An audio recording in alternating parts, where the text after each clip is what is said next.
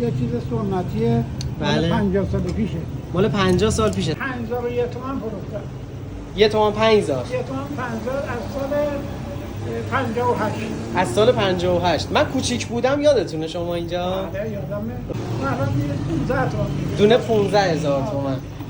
هیچی نمیدم به خدا. آب معدنی شده 5000 تومن آجا. نمیدونم یه ذره بغض گرفته. یاد بچگیام افتادم اصلا یه شکل دیگه بود زندگی. اصلا اینجا اینقدر حال میداد. علی آقای زاکریان ما اومدیم آقا نماز رفته بودیم. بله. رفتیم دورامون رو زدیم دوباره اومدیم. بچه اینی که میبینین بهش میگن چی؟ هلو گلا. یه چیز سنتیه. بله. 50 سال پیشه. مال 50 سال پیشه. ترکیباتشو به بچه‌ها میگین چی هست؟ اصل موادش نشاسته است. نشاسته. شیره انگور با هل و با گلاب. اینی که میبینین الان شیره انگور هلم روش هست. طعمدارش کرده. بله. شما اینجا چیا دارین به غیر از ما این؟ این آب زرشک هم داریم. به به. بعد برگه هلو هم اون بردارم. برگه هلو که آب میندازیم اینا. عالی. بالایی هم که انجیره که آخراشه دیگه. انجیرم داره تموم میشه. سر ظهر خیلی میچسبه ها خنکه. سری قبل که اومدم اینجا تقریبا 4 سال پیش بود، 5 سال پیش بود. اومدم اینجا حاج آقا توی یه سری ظرفای سنتی میداد این هلو گلابا رو. گفتین مشتری‌ها می اومدن میگفتن چرا توی یه بار مصرف نیست. شما هم دیگه یه بار مصرفش کردیم. استفاده از یه بار مصرف رو راه انداختین. ولی اون ظرف سنتی‌ها خودمونی ما خیلی بیشتر حال میداد نه؟ همه مشتریای من میگن اونا خیلی باحال بود، خیلی آره. خوشمزه تر بود. اینا زیاد حال نمیده ولی خب دیگه. آره دیگه باید با نظر بهداشتم اینا آره با خیلی بهداشتم بهتر. حرکت کنیم. خیلی هم عالی. دست شما در نکنه. اینم شیرهشو واسه ما بریزین. مال شما که خیلی بچه‌ها خوشمزه است. یه طعمیه که بعید میدونم جای دیگه تست کرده باشین. اینم بدیم. اینم از شیره اینو.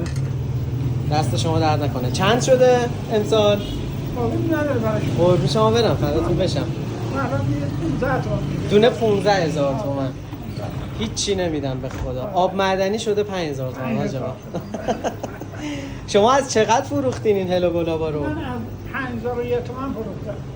1 تومن 5000. 1 تومن 50 از سال 58.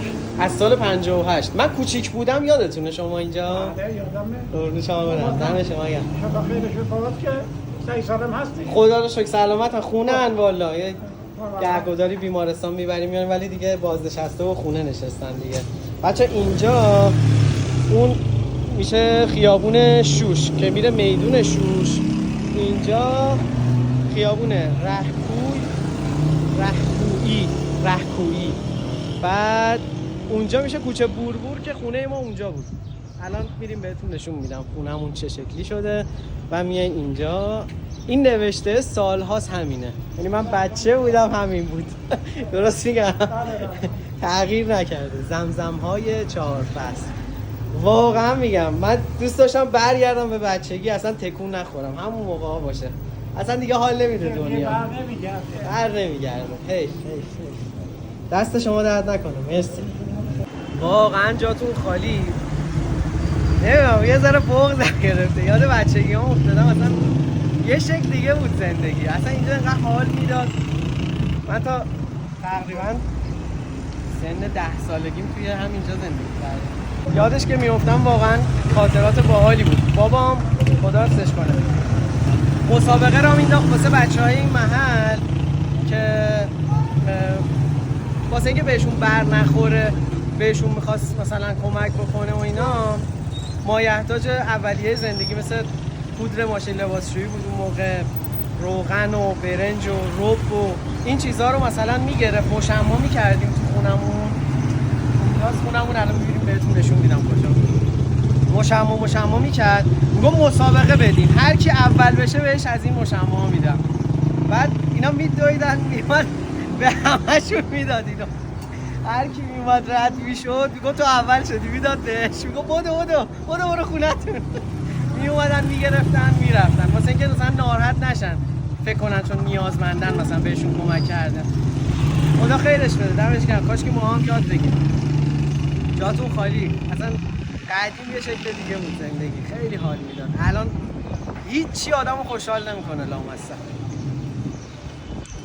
دقیقا خونه ما از اینجا شروع میشد زمینش، یکم از بقیه جام گودتر بود، اصلا میرفت پایین، یعنی پله میخورد میرفت پایین. الان شده بوستان آموزش ترافیک شهرداری. ببین چقدر بزرگ، تا اون ته بود. بعد دور تا دورش از این خونه های اتاق اینجوری هست، دور تا دورش اینجوری بود.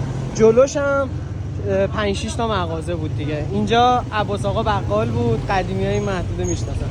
این آرایشگاهی که الان میریم میبینیم، مخلصم حال شما خوبین؟ این آرایشگاهی که میبینیم از همون موقع بود، از همون قدیم اینجا بود.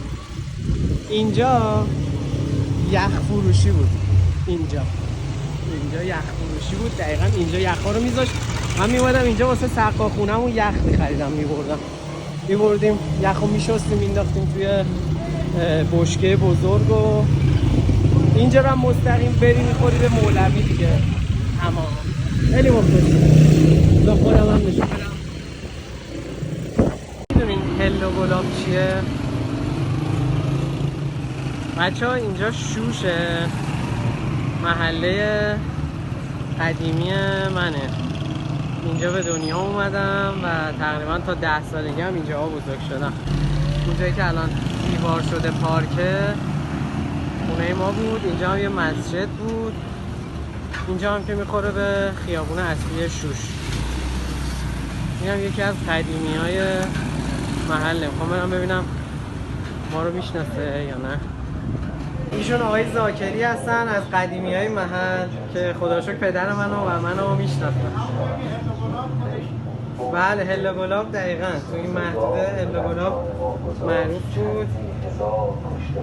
این نشاسته است. این چیه؟ هل و گلاب و شیره انگور میریزم روش. هل و گلاب و شیره انگور میاد روش.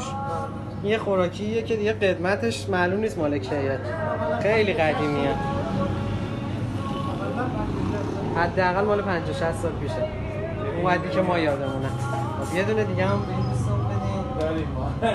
یه اسم بزن.